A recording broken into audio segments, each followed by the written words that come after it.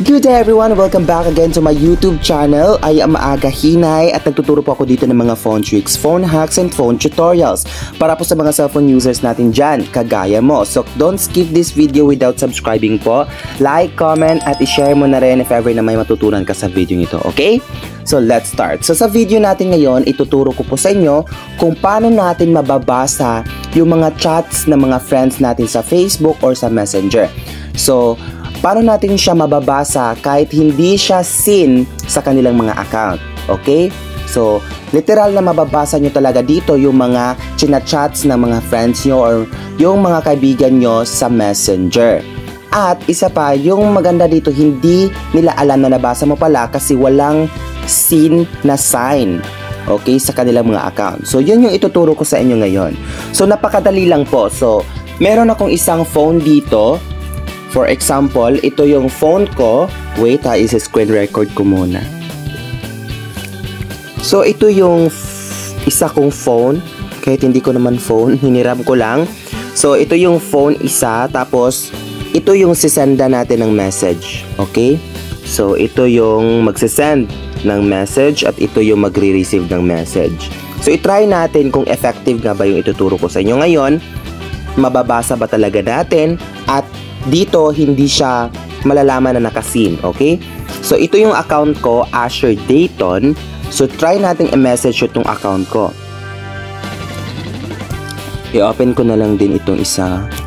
Ayan. So, ito, try natin i-message. Aga. At syempre, may marireceive ka dito. Ito po yun. Wait. Huwag nyo muna siyang pindutin. Kasi kapag pinindot nyo, automatic na magsisin siya. Okay? So, ang gagawin nyo po dyan, ilo-long press nyo muna. Tapos, pindutin nyo yung archive. Pagkatapos dyan, punta kayo dito sa 3 lines dito sa itaas. Wait, 3 lines. Pagkatapos, pindutin nyo yung archive. Okay? Pagkatapos dyan, nandito na yung list of archive ng mga accounts na in-archive natin. So, ito yung nag-message sa akin, which is itong account na to. So, isisin natin. Pindutin natin para mabasa natin. Ayan. Nabasa natin, pero dito, walang seen na sign na nakalagay. Or, hindi niya nalaman na na-seen ko na pala. Okay? Tapos dito, nabasa ko na. Diba, napakasimple lang po.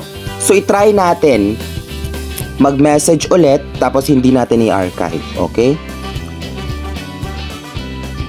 So, try natin ulit. Try natin mag-chat ulit. Hello. Ayan. Send. So, marireceive natin. Kapag pinindot natin yan, kapag pinindot natin yan, syempre dito, na-seen ko na siya. So, much better na gawin nyo kapag hindi nyo gustong malaman ng mga friends nyo na nabasa nyo na pala, much better na i-archive nyo, okay? So, ganun lang po kasimple guys at sana may natutunan kayo sa video ito. At that's all for today. Thank you at God bless po sa ating lahat. Bye!